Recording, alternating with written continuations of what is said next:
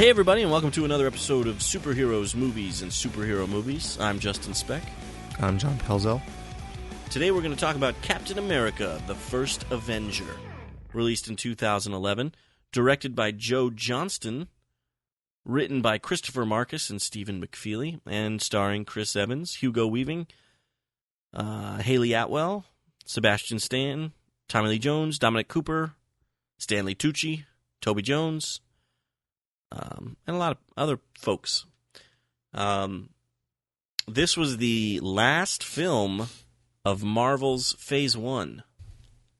Well, not really. I guess Avengers would be the last film of Marvel's Phase 1. But this was the last film. This was the last standalone superhero film before the Avengers. And that's why we're talking about it, is because, well, one, Age of Ultron comes out in May. Yep. And we would like to have an episode about the Avengers, the first one, before that movie is released. And this is one, well, let's see, we've done Thor, we did Iron Man, we have not done Iron Man 2. Or the Incredible Hulk. Those were the five, yeah. Right. So this was one of the other ones that we needed to do. Right. Do you think we'll do the Incredible Hulk before we do the Avengers? Well, if you want to get the Avengers episode out before the movie comes out, this episode's going to get the next episode. There's only going to be one more episode before May 1st, so we'd have to do this episode and then the Avengers next, which is fine. That works for me. Okay. So yes, the Avengers will be our next episode, and it will come out on I believe it'll be the 24th if we do it on time. Did you see this in the theater, John? I did not. I did see this in the theater, and I was pretty excited about it. Captain America's always kind of been one of my favorites. I had a VHS of Captain America. It was like Captain America's origin, and I don't know when the animated episode was produced, but it looked very old. It was one of those old-timey cartoons where their mouths moved, but like nothing else really moved, until they like needed to. So like kinda the dialogue scenes. Huh? Like the X-Men cartoons from the 90s.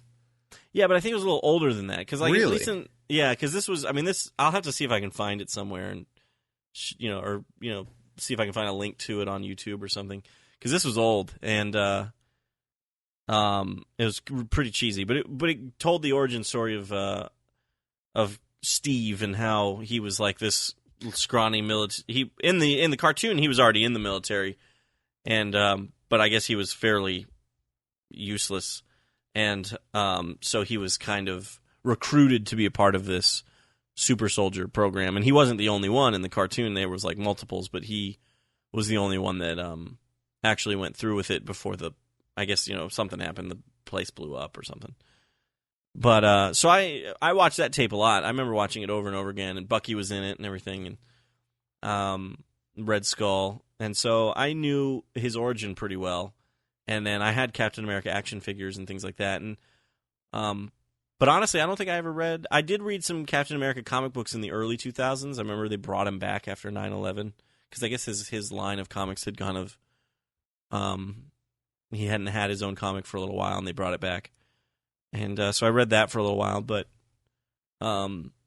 so anyway, I was pretty excited about seeing a live-action Captain America that was good, because I remember the one from the 90s, and I rented that one a couple times from Blockbuster, and it obviously didn't leave a lasting impression on me.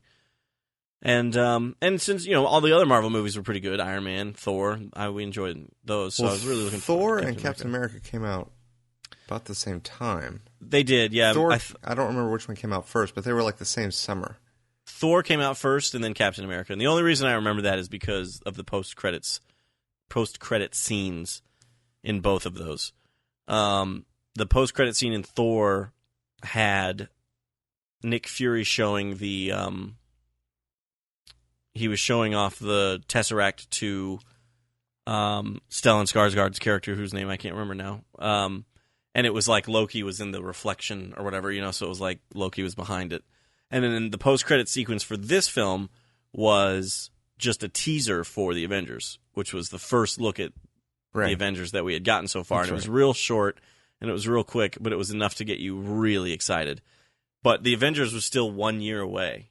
Yeah. Because Captain America came out in like May or June. Right. And Avengers wasn't out until May. Yeah, just to see Tony Stark in the same room with Thor. Exactly.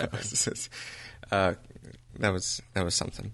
Yeah, it was at the amazing. same time, I was very well. We'll talk about that with the Avengers movie, but as far as Captain America goes, like I said, Thor was coming out the same year, same time, and Green Lantern was as well. Yeah, 2011. Yeah, that's right. And so, out of these three movies, I was the most excited, of course, about Green Lantern, being that Green Lantern is my favorite superhero. Sure. And I thought the trailer for Green Lantern looked pretty good. Mm-hmm. People, I think for the most part, were saying that Thor looked good, which it did, surprisingly.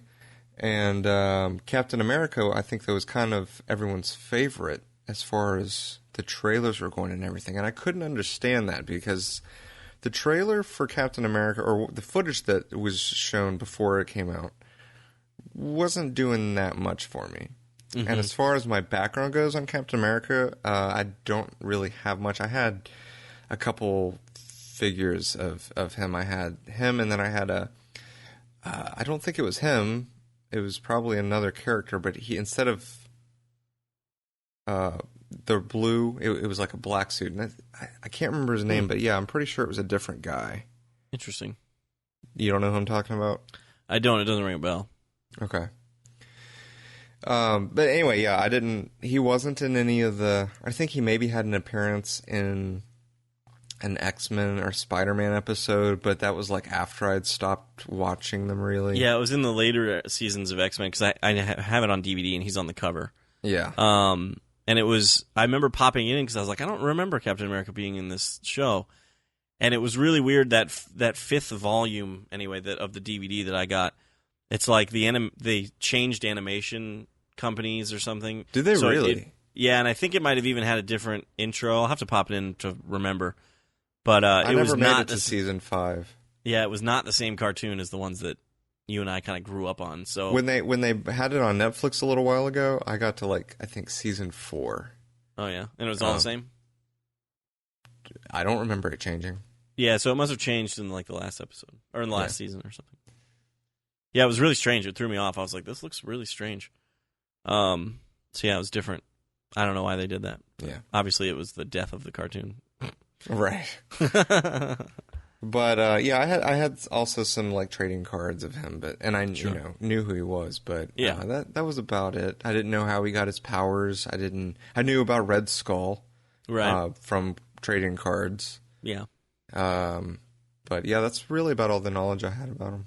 Yeah, thanks to those Marvel trading cards, there's a lot of characters whose name that I know. I'll recognize their name and I know what they look like, but I have no idea who they actually are or what their powers are and stuff. Exactly. Yeah, there's several times where someone will say a superhero name and I'll be like, I never heard of them, and then I'll go look at a picture and be like, oh yeah, I had that card. I had that card. I actually, speaking of trailers, I thought Thor had me nervous because I thought that the effects, it was too effects heavy. And I was worried it was just going to be this big CGI fest and it was not going to be very good. Right. Thor to me was it was it could be a hit or a miss, but I really liked the direction they were going with the visuals as far as the way they made Asgard look and everything. Right. And so Captain America was, I wanted to see it, of course, but it was kind of the bottom of the group for me. Mm-hmm, mm-hmm. I think I was more excited about Captain America just because I liked the character of Captain America. And honestly, I didn't like the character of Thor. I have no basis for that. I just remember not really understanding who his character was or anything. And so I was like, I don't like, who cares? Yeah, I was kind of the same boat with Captain America. With Thor, I didn't know really anything about him except that he had a giant hammer and was a god-esque character. Right. So when the movie came out, it actually really surprised me. I really enjoyed Thor. And for a while, I told myself that I liked Captain America more, but I think that was just my love for the character kind of trying to defend the movie. But yeah, I'll go ahead and say Thor, in my eyes, is a better movie. Yeah, it is. It is, yeah. not to say that this is a bad movie. I still enjoy this movie. I think it's one of. I'd have to watch. I think it's Incredible Hulk is probably the weakest out of the Phase 1 films, and then I'd have to probably rewatch Iron Man 2 to see if this one is better than Iron Man 2. But I know a lot of people don't like this one as much as I do. They think it's one of the worst Marvel movies. And Captain America? Yeah.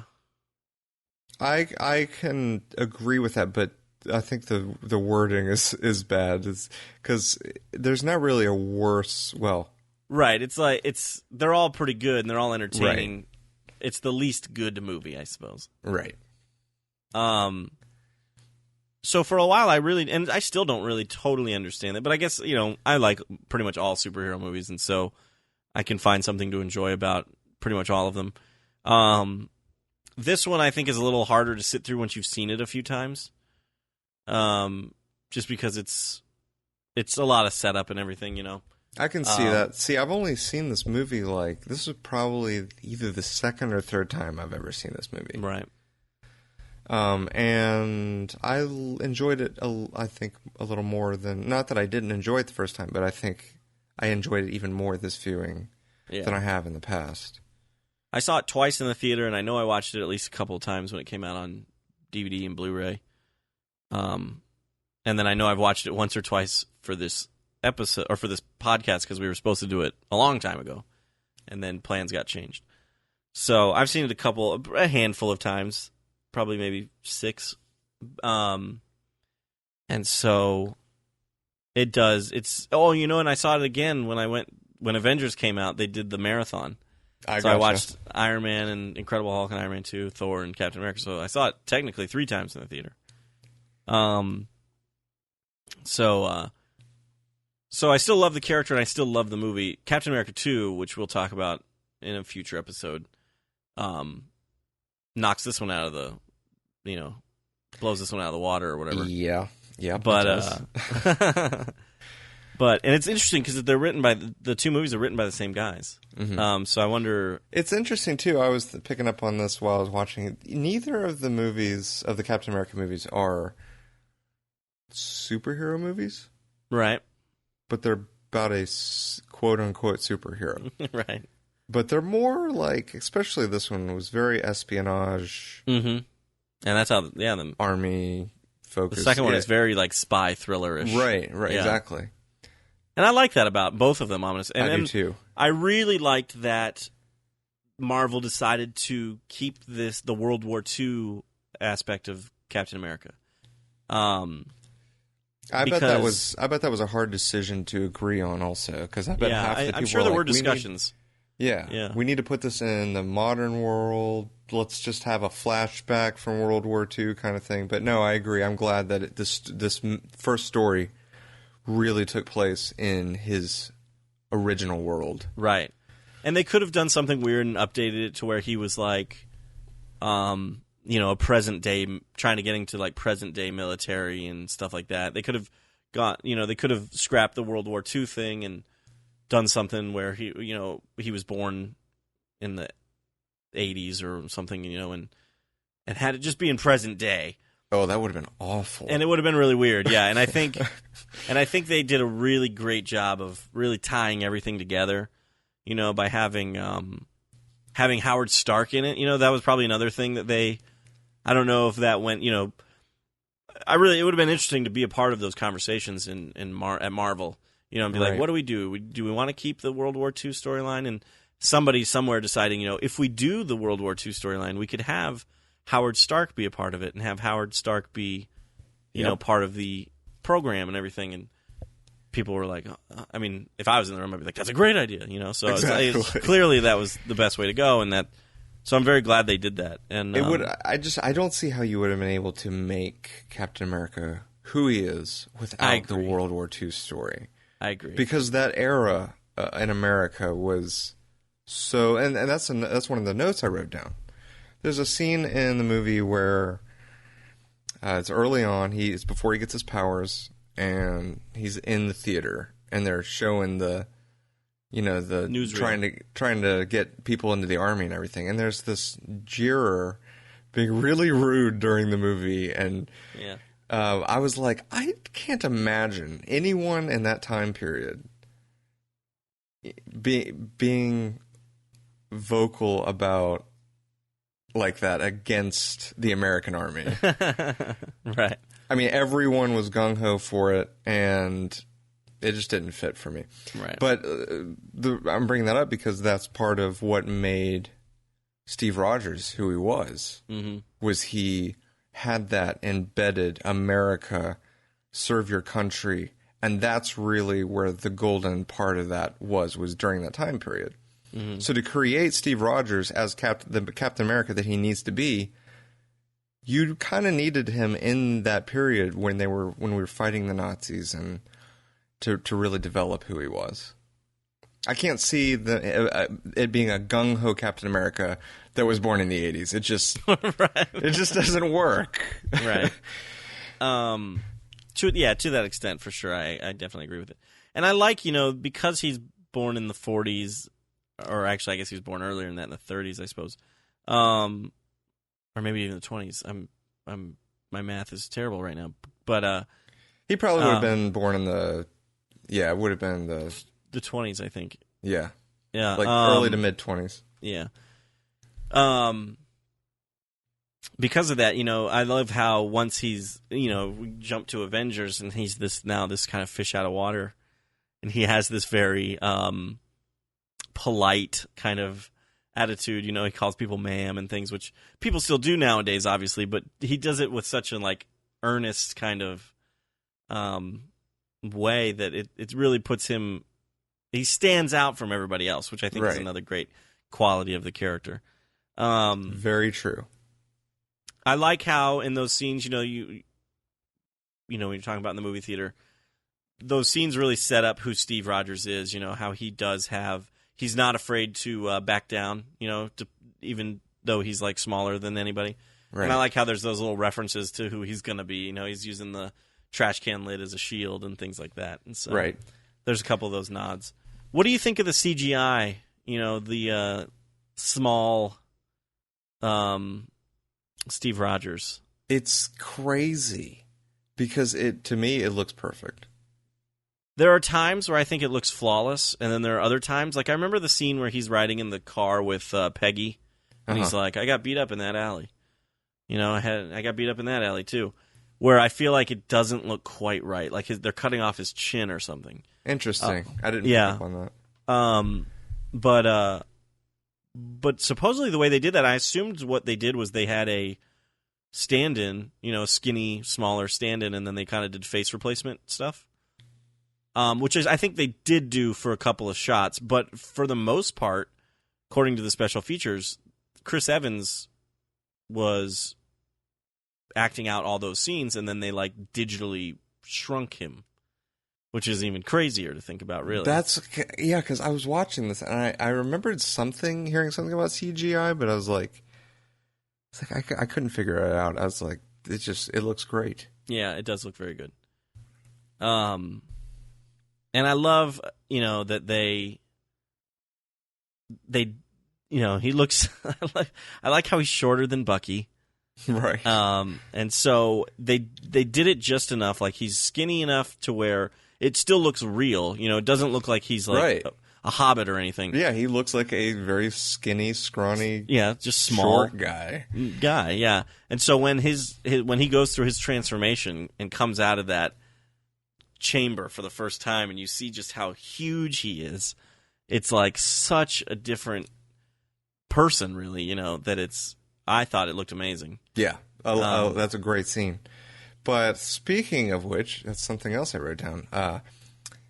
He gets in the machine, and before he gets transformed, the machine, the device, is pretty much made to fit his size. He gets in. His head fits in nicely. The doors close nicely around him. There's not a lot of gap. And then it transforms him into this gigantic... he probably gains a foot in height. Oh, yeah, at least. Yeah. I think... And if I recall, I feel like there was a little space in between, I was above looking for his this shoulders when it was going in, because I was like, he's fitting pretty nicely in there. I was like, and he comes out pretty huge. And they shouldn't have had some of those things that like got strapped down over him, because you're right, that would obviously like break or whatever. It wasn't even that, though. Like, I'm telling you, I really think the top of his head was, like, fit nicely in when the doors closed. And I was like, he's maybe got, like, 4 or 5 inches above his head there. I'll have to pop then... Anyway, it's a cool scene regardless, because when the doors open, you've got the ice, the ice fog going. Not really, but, and it's the just... steam from the machine. Right. Yeah, it's a good scene. Having him come out, and he's gigantic. He's and I did like the character development beforehand, because you've got this kid that has so much spirit. It's more spirit than his body can contain. Right. It's the body that he gets is really like the spirit of this guy. Mm-hmm. So when you put those two together, he becomes Captain America. Right. Exactly.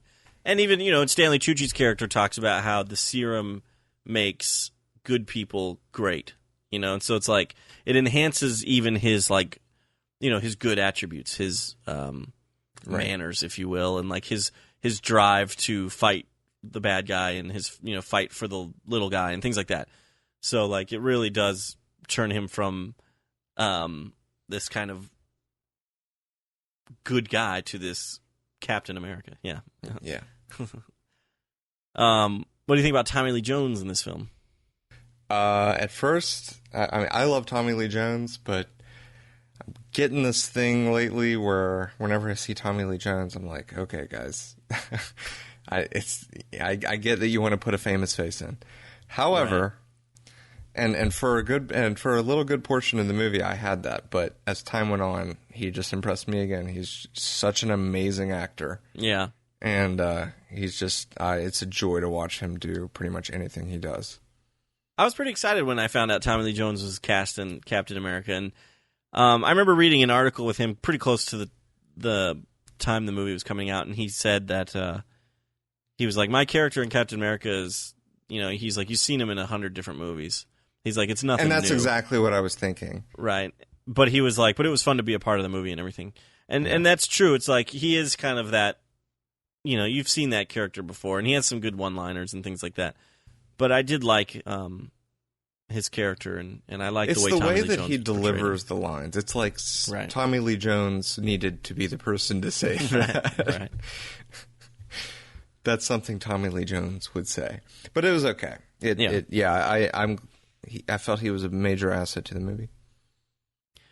I think, personally, my favorite performance from the film would have to be Hugo Weaving as the Red Skull.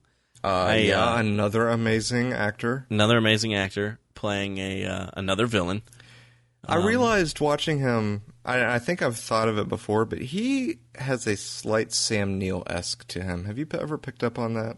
I haven't, but maybe now I will. I think it's just physically. Uh-huh. You can kind of see he's got the same facial features and expressions as Sam Neill.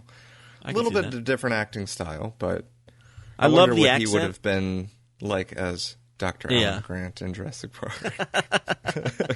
How weird would it have been if Hugo Weaving was Dr. Alan Grant? I love the accent that he does in this film. Hugo Weaving is Australian in real life, and so he dons this very, I don't know what type of German accent that is, but it reminds me of the film director Werner Herzog, who he has a very similar accent. He directed Rescue Dawn with Christian Bale, and he's directed a few different documentaries. Grizzly Man is one of them, and Little Dieter Needs to Fly, I think, is one of them. And Bad Lieutenant with Nicolas Cage, he directed that film too. Anyway, good director. He was the bad guy in Jack Reacher. Remember Jack Reacher? Did you watch Jack Reacher? I have not seen Jack Reacher. Oh, well, he's the villain in Jack Reacher. So when you watch Jack Reacher, listen to his voice and see if it sounds like Red Skull. Because that's what it reminded me of when I was watching Captain America. I was like, oh, this guy sounds like Werner Herzog. But no, this is an interesting story I have about seeing this movie for the first time. I was in a theater, and about 2 or 3 seats away from me were these 3 high school kids, 2 guys and a girl. And they talked a lot during the film. And looking back on it, I really wish I'd either moved seats or told them to just shut up. But I didn't. And they talked throughout the whole film. And the scene where Red Skull, when Hugo Weaving finally like pulls off his face and reveals himself as Red Skull, the girl goes, Spoiler alert. well, okay. You know Hugo Weaving is Red Skull. Come on, that's not a spoiler. But yeah, I guess spoiler alert. No, so yeah, when Hugo Weaving like pulls off his face mask, if you will, and you see him for the first time as Red Skull, this girl goes, "Is this a true story?" And I immediately wanted to smack them all.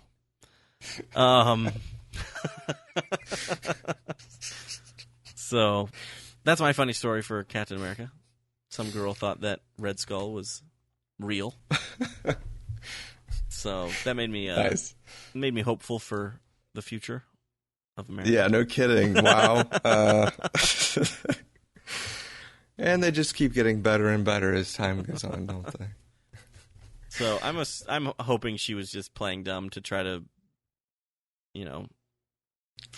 maybe she was trying to be funny to the guys or something that she was with, but it did not sound like it, apparently. It doesn't sound like it.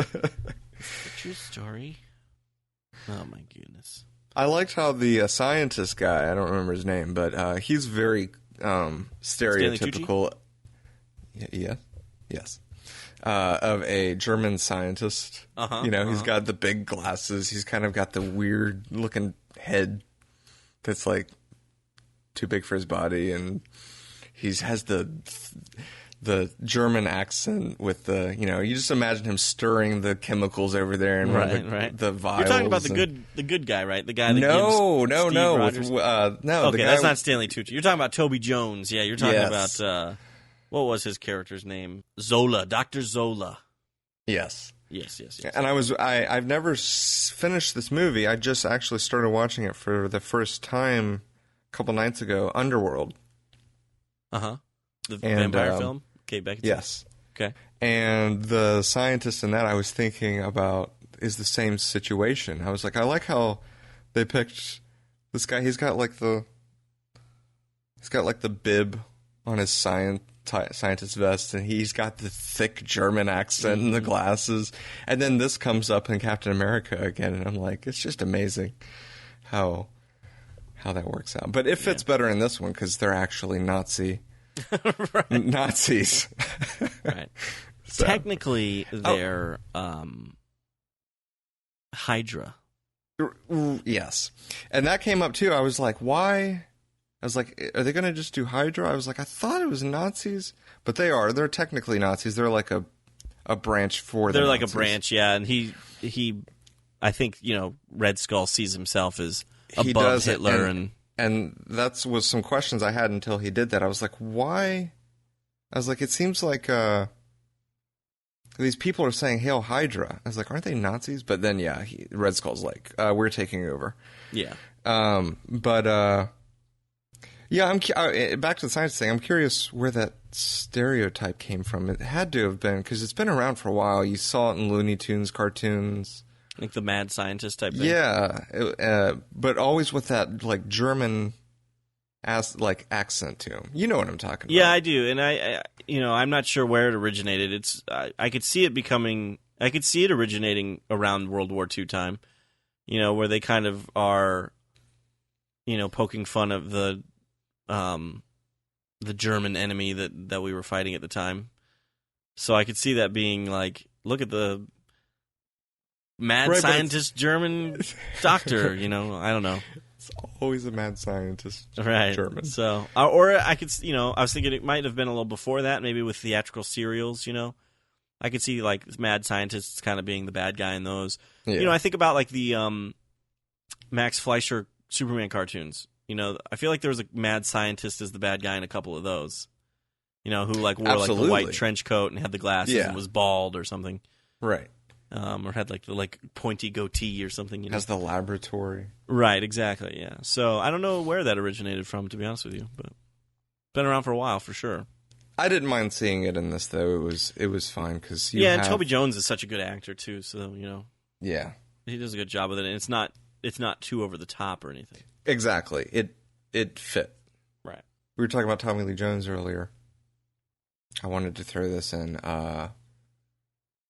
a quote that he did that I really liked was when he was talking about creating Captain America, and he says, he's talking about what he'll do, and he's like, he will personally escort Hitler to the gates of hell. It's a nice line. Uh-huh. Yeah, I like that. One of the things I appreciated with this film, too, is how he wasn't just Captain America right out of the gate. You know, once he has the procedure done and he's taller and muscular and everything, he's not just like, all right, you're our superhero now. Go out there and, kill some bad guys or whatever.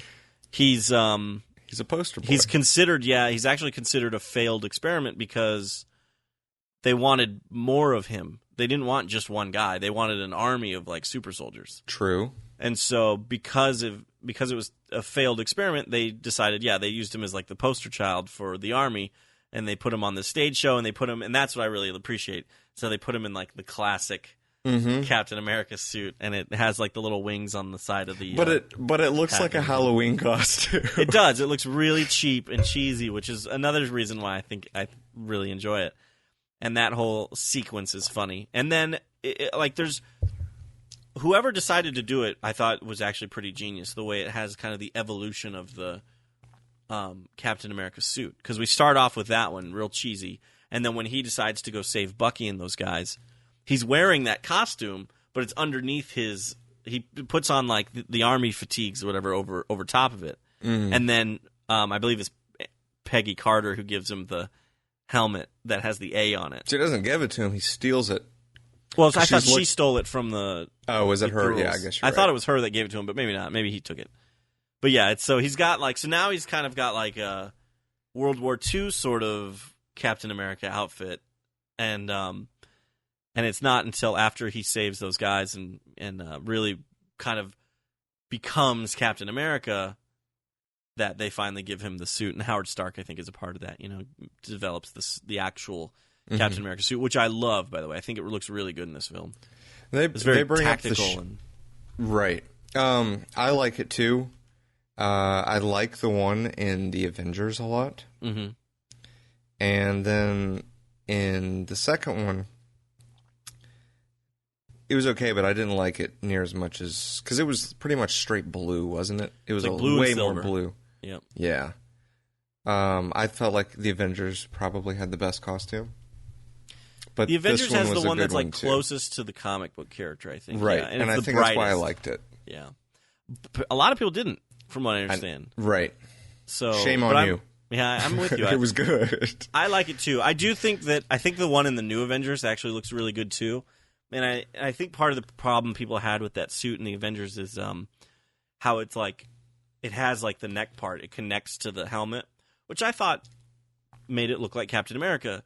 But I guess people prefer the helmet with like the chin strap, which is what he's got in this film, what he had in Winter Soldier, and what he's got in the new Avengers. Mm-hmm. And the new Avengers costume, like I said, the suit in the new Avengers actually I think looks really, really good. It's probably one of my favorites of the. It's a nice blend of the two, I think. I agree. Yeah. So, but no, I thought when you first see him in the costume in this film, I thought, wow, they did a great job. I like how like the there's like these kind of harness clip type things, and they're the stripes on the lower torso, like they kind of work as the stripes. So I thought, whoever designed that costume, I thought did a great job. Yeah, especially for it being the first time it had been, well, not the first time it had been on screen, but the first time it had been massively on screen. And, right. And in the tone that superhero movies were forming to be. Right, currently. Right. Yeah, it was well done. I would say one of my complaints about this film is there's just perhaps one too many montages. I feel like there's maybe just one too many shots of Captain America jumping his motorcycle with an explosion behind him. Yep.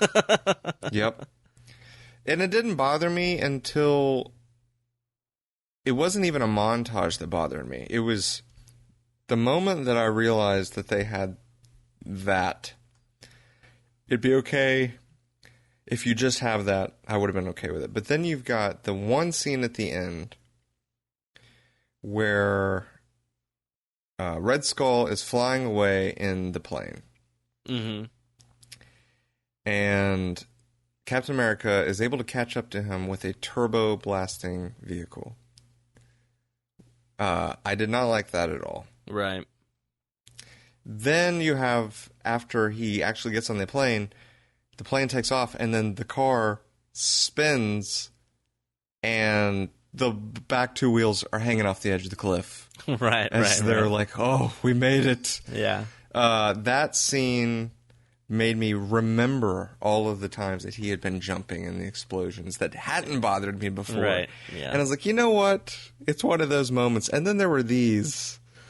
I don't know. But it wasn't a movie breaker. But no, I see what you're saying, and I agree. There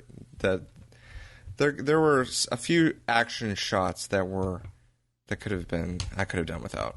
Mm-hmm. Overall, though, I thought they did a really great job with showing Captain America and who he was and how he could fight now.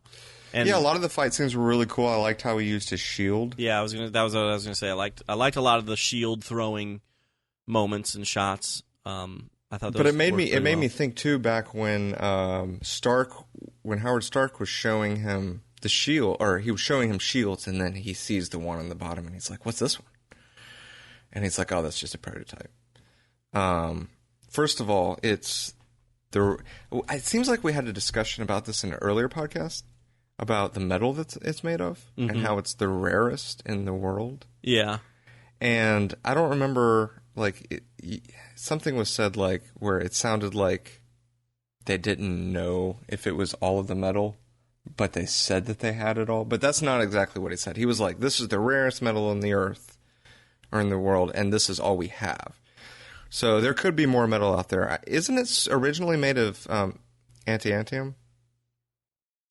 Adamantium, is that what you mean? Yeah. I can't remember in the comics what it was made out of, and I forget what the type of metal is that they say it is in this one.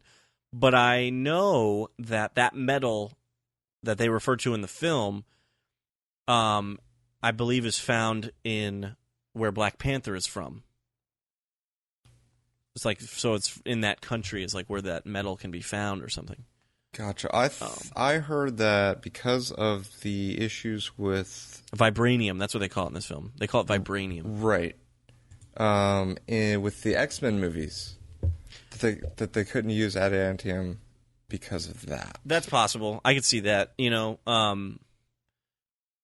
seems weird that they would have the film rights to a metal, but I guess adamantium is so important to Wolverine's storyline and everything that it's very possible that they couldn't use it for Captain America because of the Fox X-Men movies. Right. According to Wikipedia, it is made of vibranium adamantium. A mixture of the two? It does say both. The question is, are they two different metals? Can you click on vibranium or adamantium? I cannot. Well, that's a bummer. And so maybe vibranium...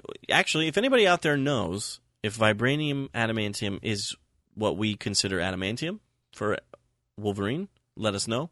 Or are they two separate materials that they used together to create Captain America's shield? Yeah, I would be very curious to find that out. And then in the movie, because they don't have the rights to adamantium, they just called it vibranium. Right. That'd be my guess. Mm-hmm. But I liked the, their description of it, how it absorbs vibrations, I guess, of right. And then Carter shoots him with bullets. Yeah, it's a good thing she was correct that shield was going to be bulletproof. What's funny is I picked up on this. That's right after the scene where she walks in on him kissing that girl. Yeah. So I think that was part of the motivation. Oh yeah, absolutely. Okay. I think it was absolutely part of the motivation. Okay. She was a little pissed at him, I think. Yeah, so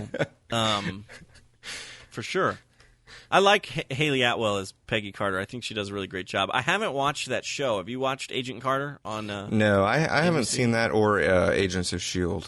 I haven't either. Agents of S.H.I.E.L.D., the first season is on Netflix, and so I've been meaning to watch it. There's 1,000 different shows I've been meaning to watch, obviously, and Daredevil comes on tomorrow or tonight at midnight, perhaps. Actually, by the time this episode airs, it'll be on Netflix. It's the 10th my time. Right. So, that's going to be my number one priority next. But I am curious about watching Agent Carter and Agents of S.H.I.E.L.D. I've heard that Agents of S.H.I.E.L.D. gets pretty bad in the first season, but then gets a lot better season 2, I think. And it'll be fun when that's on Netflix because I got to be a part of one of those episodes. I was a hostage. I was an Australian tech guy who was taken hostage. Australian? Yeah, I was supposed to be in Australia. Did you have to? Oh, I got you. No, I didn't talk or anything, but yeah, it was supposed to be in Australia, so I was technically supposed to be an Australian technician, I guess, and I was being held hostage, and Coulson comes in and saves the day. Nice. You got to be saved by Coulson? I did, and that was a lot of fun, man. I'll tell you what, that was one of the most action-y sets I've ever been on. They were shooting guns and everything, and we had to run past this window that shattered. It's really cool. When that episode is on Netflix, I'll let you know, and I'll make sure you get to see it. Because it was a lot of fun. The son of cold. Clark Gregg, by the way, is a really nice guy. He really went out of his way to kind of make sure that we knew what was going on that day, and that we were, prepared for the gunshots and for the glass shattering, and he really kind of made it a mission to make sure these because there's only 3 of us, so make sure these 3 extras knew what they were doing and knew what was going on, and so really super nice guy. Name dropping there, yeah. No, I've met Batman. That's true, you have. I haven't met Batman.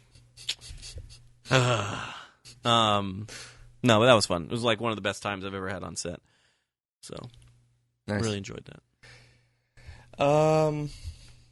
As far as Captain America goes, I don't have too much more to say. I liked how I'm being a little facetious here. I liked how I guess they weren't warheads. They were those flying machines that had the names of the cities on them. Chicago. Bombs, right? Were they? They were, yeah. Well, no, yeah, but that's what I was thinking. But then one of those guys gets in one and starts flying it. Oh, I guess they were maybe suicide bombs. Yeah, I guess they were. Unless it was unless they weren't the bombs and he got in something else. But I thought he went and got in one of those, and that's where Captain America went and he was on top of it, got in, and then flew back around. I remember that. I didn't watch the film before we recorded this, so it's not as fresh in my mind. So I honestly can't remember if what he gets into is it could have been different, but I was thinking it was the same. Anyway, the names on them was a little, and they were in English. they put a lot of work into that. I guess they're all speaking English throughout the movie, so I guess I can't really complain about that. That is true. That is true. So here's one of my questions. I remember not remembering quite why Captain America has to force the plane down itself.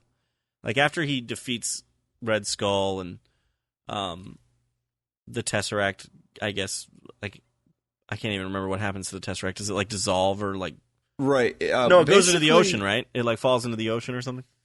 That's what happens to it. Something happens with Red Skull. This beam comes down and he's holding it, and then he disappears. And Captain America says he's dead, but I'm is he dead, or did he get teleported to another dimension? I think I think honestly they did that on purpose, because I do think that they didn't show his on-screen death because they could potentially bring him back. Right. And I was kind of hoping he'd be in the second one. Right. Spoiler alert, he's not. So yeah, I'd be really curious. It almost looks like it almost opens up it has an Asgardian kind of look to it, I think, if I recall. I don't think he got transported to Asgard, but I do think he's in some, I wonder if he'll play some part of the whole Thanos Infinity War What's behind door number 1? Captain America? Red Skull! That'd be interesting. Remember me? What? So yeah, I don't know. But do you recall, since you watched it tonight, what happens to the plane and why Captain America can't just let it crash on its own. He has to actually put it down himself. Basically, he just tells Carter that it's headed to New York, and while he's in the middle of nowhere, he needs to take care of it. So I guess the autopilot has been like... I guess the plane got damaged, and so the autopilot couldn't be disabled. Is that, I guess, was the case? And so he had to manually... If he just got out of the plane, the plane would fly to New York. But if he manually, put it down in the ocean, then everything would be fine. I suppose that was his reasoning. That makes sense, I suppose. And he got frozen. He got frozen. Ship? So the water he landed in was very cold, or he hit an iceberg, or something. And so he got frozen in the ship, and then was later discovered in the ship, frozen. Which actually, I like if you watch, that. One of the interesting things before Captain America, I think, was even announced, The Incredible Hulk came out, and it was a scene that they actually cut from the film, but it's on the DVD/Blu-ray, and it's a deleted scene where Edward Norton is in like the Arctic, and he actually is attempting to kill himself. And so he has a gun and he puts it in his mouth, and I think it cuts to like a wide shot and you hear the gunshot, and all it does is make the Hulk come out. It doesn't kill him. It just turns him into the Hulk. And so you see, I think you hear like a roar, and you see kind of this tidal wave of snow, and you have to really know where to look for it, and you kind of almost have to watch it in like slow motion to really see it. But in that snow that comes towards the screen, you see the Captain America shield. And so it was already like revealed in Incredible Hulk, even though it didn't make it into the final movie, that Captain America was frozen in the snow and that he was a part of this universe. Huh. Which I thought was pretty cool. Yeah, I remember when we did Iron Man talking about the shield, which I noticed the first time I watched that movie, right. Which was really cool. And that shield is weird because it's like piece of the shield. It's like they were trying to make another one. Remember how it was like only right, part of it? Clearly they're not going to have his because he's frozen. He's right. frozen. Makes sense. And his dad made the first one, which right. was technically all the metal that they had. They obviously found some more. But anyway. Don't they make a reference to the shield in Iron Man 2 as well? And maybe. I think they do, yeah. Anyway. I don't remember. And Stark, too, his dad, Howard. I want to know where my flying cars are. Right? He came really close. He was clearly close enough to be presenting them at a show. Yeah, in the 40s. In the 40s. So, what happened there, Stark? Well, I guess you could say he got a little sidetracked with the whole Captain America thing and trying to find Captain America and all that. That is true. But yeah, you're absolutely right. And you'd think that Tony would have taken over that job. Right. That project. Those plans are somewhere. They're somewhere. Let's do a... He took them all for himself and made the Iron Man suit. That's what happened. Yep. Now it's... Now we can't have flying cars because we had Iron Man. Yeah. Thanks a lot, Tony. That's about all I have for Captain America. Let me think if there was anything else. Yeah, really, I just was going to talk about the very ending, where he wakes up and he's been asleep for, what does he say, 70 years or something like that? 70 years? 70. And it ends with, he's like, I had a date. I really enjoyed the ending of that, of the film, the where it cuts out right there. And I really like the music in this film. Alan Silvestri did the score, and I thought he did a pretty great job of making it kind of World War II hero-ish, if that makes sense. Absolutely. So I have to give him credit for that. He also did the score for the Avengers, which we'll talk about next week, or in 2 weeks. So yeah, overall, I don't have many negative things to say about this film. I think it's very enjoyable. It just has a few good too many movie. Montages. Right. It's a good movie. To me, there's just some stuff missing from it. It needs something. However, it's a good movie. With that, I'll just go ahead and say I'm going to give it 3.5 stars out of 5. Right. I'm going to give it, now that you mention it, I do think you're correct. You're hitting on, I don't know exactly what it's missing. Like, I couldn't tell you exactly what I would want. Like, maybe if I sat down and really kind of thought about it, I could figure out what I would do differently to the movie to make it better. Not what I would personally do, but like what I would have liked to have seen, perhaps. So I would give it a B+, because I do agree that there's kind of something not quite there. And I don't think the montages just bring it down from an A+ to a B+. So there's obviously something missing. But yeah, I think it's a solid B+ movie. I think it's a good film, and I think it's very enjoyable. Yeah. So obviously not a bad review by any means. No, it's a good movie. If you haven't seen Captain America, watch it. It's good. Especially if you haven't seen the second one, because you need to see the second one. The second one's even better. Yeah. The second one was really good. Surprisingly, it's a different category. Well, we'd love to hear what you think about Captain America, the First Avenger. You can leave us a comment on Facebook.com/SM&SM Podcast. You can leave us a comment on our website, cinemaheroes.com, or you can throw us a line on Twitter @CinemaHeroes. As always, leave us feedback about the show. Let us know what you think.